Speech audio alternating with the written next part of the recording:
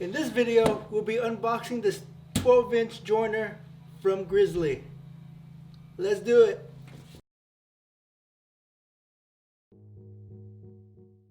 I didn't have any video of the delivery guy bringing this to my garage, but let's just say it was really sketchy. There was at one point where I thought that the whole machine was going to pretty much tip over and fall out of the truck because it was literally hanging out of the lift gate, maybe about 2 to 3 feet, and it was really dangerous. If you do have an engine hoist or a forklift, this would definitely be a lot easier, but we don't have one. So what we're going to do is we're going to go old school with this, doing it the Egyptian style. What we're going to use are PVC pipes, and we'll stick the PVC pipes under the machine, roll it off of the pallet, and rest it up on these blocks of wood, I guess.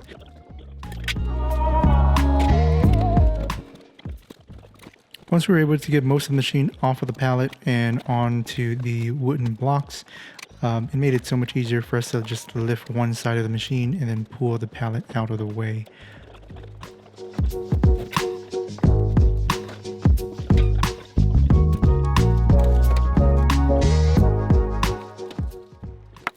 With the pallet out of the way, we slowly lowered the machine down onto the PVC pipes by pretty much moving out some of the wooden blocks, and then once we got it onto the PVC pipes, we simply rolled it to the final position that we needed it to be.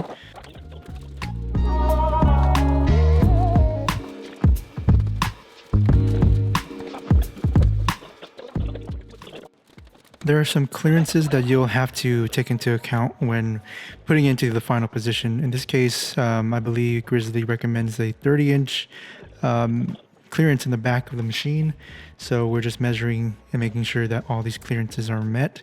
And also, I wanted to make sure there was enough clearance for me to run a 8 feet long board if I ever needed that capacity. Oh snap. What? I'm supposed to put it over there. Why? Not just You got your outlet right here. I'm about to say, it's no outlet here, don't play. I'm about to say, you about to run electricity over here.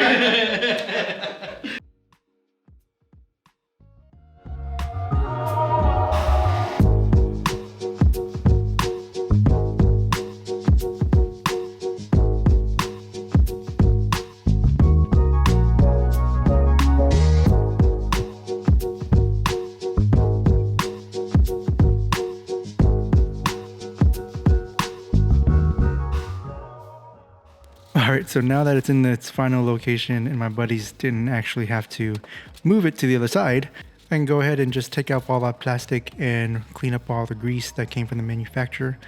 Then apply a liberal coat of paste wax to protect the cast iron parts from rusting.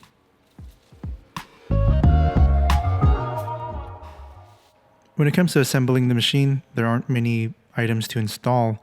Everything pretty much came assembled already. The first thing that you have to do is install the control panel pedestal with the set screw and some washers.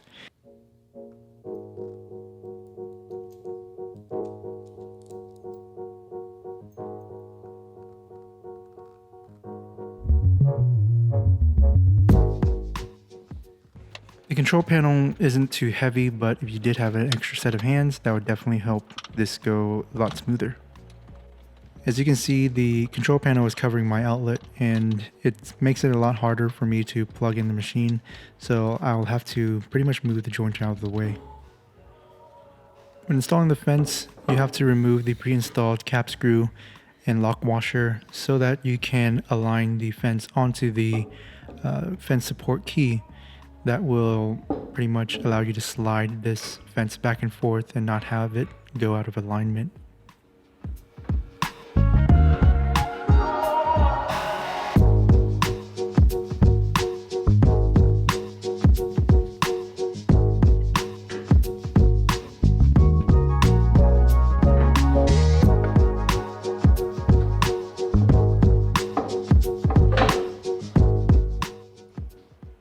Then you use this washer and lock nut to tighten the shaft underneath the slot for the fence assembly.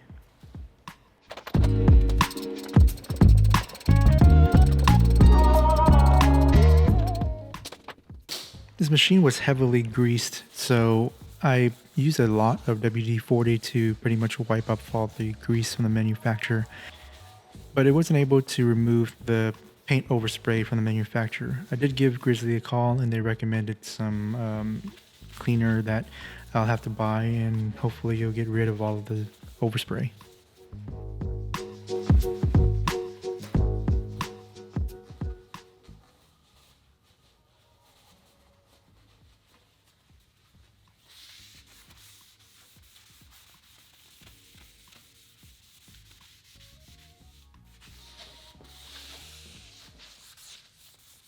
Like the bed of the joiner, I applied a coat of Johnson paste wax to the fence.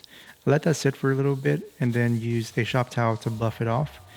The wax will protect the cast iron parts from rusting. In my area, it gets pretty humid, so I'll probably have to apply this maybe once every 2 weeks or so, just depending on how often I'll use the jointer.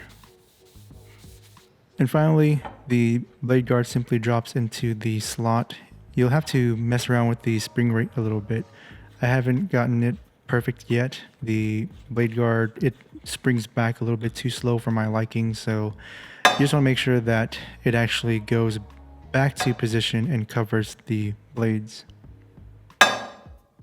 Whew. So that's what it takes to assemble a G0834 from Grizzly, the 12-inch joiner. As you can see, you can move this thing around if you have a couple of guys and a couple of pipes laying around, so you can roll it off the pallet and then roll it to where it needs to be. It's recommended that you have straps on both wings to lift this machine up and move it into place, but I didn't have anything to lift the machine with. I don't have a forklift, I don't have an engine hoist or anything like that, so that's the method that we took. So definitely if you do have a forklift or you do have something to lift the machine, that's going to be a lot quicker. Now, I only went through the assembling procedures that the manufacturer recommended. I haven't gone through and technically set up the machine yet. I have to make sure that both beds are coplanar. I have to make sure that the outfeed table is just leveled with the cutters. So I still have that to do for the machine. And also have to square up the fence and make sure that the stops are exactly at 90 and at 45. So there's still a little bit of work that I have to do to get this machine perfect. Why did I went with the 12-inch from Grizzly? Once again, price point was a big issue. A 12-inch jointer in other brands is probably gonna cost double what this would cost. That was one factor that leaned me towards Grizzly. So the second reason why I chose a 12-inch joiner over a 6 or an 8-inch joiner is because of efficiency. Most of the boards that I run through in my shop are 11 wide by 17 to 20 inch long. So with the 12-inch joiner, I simply have to glue the boards together one time and then run it through the jointer, make sure that one side's flat. And now that I have a 15-inch planer, I can send the other side through the planer to flatten out the other side. That saves a lot of time not having to wait for glue to dry and then reworking the board. So for me, efficiency was very key in choosing a 12-inch joiner. Now, can you get away with a 6 or an 8-inch joiner? Absolutely. I've been working on a 6-inch joiner, benchtop joiner for many years now, and I've been making all my cutting boards on that. But again, you have to wait till the pieces dry, and you can only glue them up in 6-inch sections. So I would have to glue one 6-inch section and then another 6-inch section, let those two dry, and then surface them, and then glue them together, and then resurface them again. So that probably added maybe 2 to 3 hours extra that I could have saved and batched out another board. So efficiency was a big factor in me choosing a 12-inch over the 8 or the 6-inch. And also I looked up woodworking forums, and the consensus was if you buy a 6, you always want an 8. If you buy an 8, you always want a 12. If you buy a 12, you want a 16. I don't really think I need a 16-inch. I mean, I say that now, but I think 12-inch is going to be a sweet spot for me in my shop. Lastly, and this is not a total requirement, but I liked the fact that this comes with a spiral head cutter, which my previous machine did not come with that. So with the spiral head, I'm expecting a better finish quality in terms of the milling surface of the boards. So that would mean less tear out and less sanding ultimately. So another benefit of the spiral head is that it has indexable cutters. So the benefit of that is if you ever cut through wood and there's a piece of metal in there or a screw that's hidden, typically that would nick the blade. If it was a straight knife blade, you probably have to replace that entire blade. But with the spiral head, if there was ever an issue of the cutters getting nicked, I can simply unscrew that cutter and rotate it and screw it back in.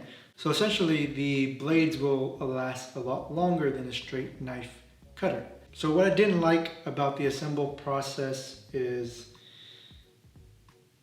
it's heavy and you need a machine. Well, of course, you know, you buy a 12-inch joiner, this is going to be super heavy. There's no way around it. Other than that, the only thing that I would have a gripe about is you can see up close the stainless steel has some overspray from the factory. Is it a big deal? I don't think so. I hope not, but a little bit of quality control, especially when you're spending so much on a machine like this. And also the blade guard, right now it sort of pushes in, doesn't go in all the way, so I still need to play around with that a little bit to make sure that it fully covers the blade once I'm finished running a board through the cutter. So that's pretty much it for the 12-inch joiner. I think it's going to be a great addition to my shop. It's going to definitely add to the efficiency, which means that labor costs would be lower and I can batch things out a lot quicker. And I'm sure everybody loves that. So if you did like this video, smash the like button. It lets YouTube and the people over there know that this is great content and you love watching it. Definitely hit the subscribe button because you want to stay tuned for more projects that I have coming up in the shop. If you haven't seen the other Grizzly unboxing, you could take a look at it over here. Until next time, this is Bao with Design Craft Workshop. See ya.